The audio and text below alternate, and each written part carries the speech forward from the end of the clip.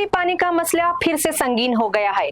Kaveri water management authority ने Kaveri water regulation committee की सिफारिश बरकरार रखते हुए कर्नाटक को हिदायत दी है कि वो 29 जुलाई से मुसलसल 15 दिन तक रोजाना 3500 क्यूसेक पानी तमिलनाडु को छोड़े। ऐसे वक्त में इस फैसले पर कर्नाटक में शदीद एतराज किया जा रहा है, क्योंकि रियासत शदीद खुश्क साली, कम बारिश और डैमों का पानी मुसलसल कम होता जा रहा है। इस फैसले के खिलाफ रियासत भर में किसान तंजीमों और कन्नड़ तंजीमों ने एहतजाज शुरू कर दिया है। मंड्या, मैसूरू, रामनगर समेत कावेरी बेसन के कई इजला में मुजाहिरे किए जा रहे हैं। मुजाहिरीन का कहना है कि जब खुद कर्नाटक में पीने के पानी की किल्लत है तो ऐसे हालात में तमिलनाडु को पानी छोड़ना मुनासिब नहीं है। इसीलिए रियासती हुकूमत को कावेरी वाटर मैनेजमेंट अथॉरिटी के हुक्म पर अमल नहीं करना चाहिए। एहतजाज के दरमियान कुछ तंजीमें बड़े पैमाने पर तहरीक की तैयारी कर रही है। सामाजिक कारकुन प्रवीण शेट्टी ने कहा कि कर्नाटक के मुफाद के तहफ्फुज के लिए रियासत गिर कर्नाटक बंद नागिज हो गया है। इन्होंने बताया कि वाटल नागराज की क़यादत में होने वाले इजलास के बाद बंद की तारीख का भी ऐलान किया जाएगा। इन्होंने सियासी जमातों, कन्नड़ फिल्म इंडस्ट्री और आवाम से भी इस तहरीक में शामिल होने की अपील की है।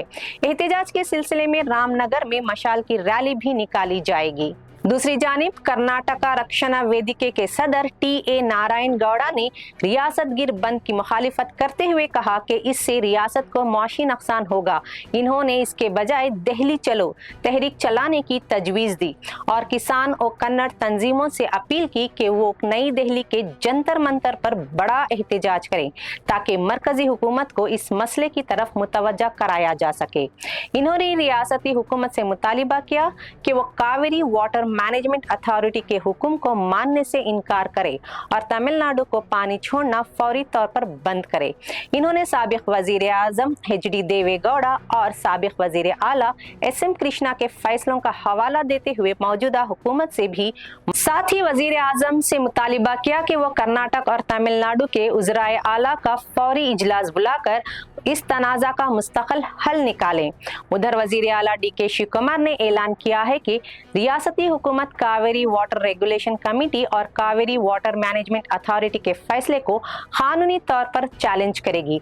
इन्होंने कहा कि हुकूमत ने एडवोकेट जनरल, कानूनी माहिरीन और सीनियर हुकाम से मुशावरत की है और जल्द ही अथॉरिटी के सामने अपील दायर की जाएगी।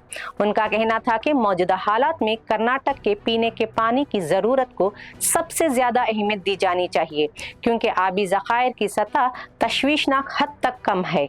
एहतजाज के दौरान मंड्या में तमिलनाडु के वजीर आला सी जोसेफ विजय की फिल्म जननायगन के पोस्टर फाड़ दिए गए और एक मुकाम पर फिल्म भी रोक दी गई है। दूसरी तरफ कर्नाटक हुकूमत ने सी जोसेफ विजय को कावेरी आबी ज़खायर का फिजाई सर्वे करने की दावत दी है ताकि वो खुद रियासत में पानी की सूरत हाल का जायजा ले सकें। डी.के. शिव कुमार और सी जोसेफ विजय की दरमियान 3 अगस्त को बेंगलुरु में मुलाकात मुतवक्का है, जिसमें कावेरी आबी तनाज़ा और खुश्क साली पर बातचीत होगी। मरकजी हुकूमत ने पार्लियामेंट में वाज़ा किया है कि सुप्रीम कोर्ट की हतमी फैसले के मुताबिक कर्नाटक को कावेरी नदी पर नई तामीरात के लिए तमिलनाडु की मंजूरी लेने की ज़रूरत नहीं है।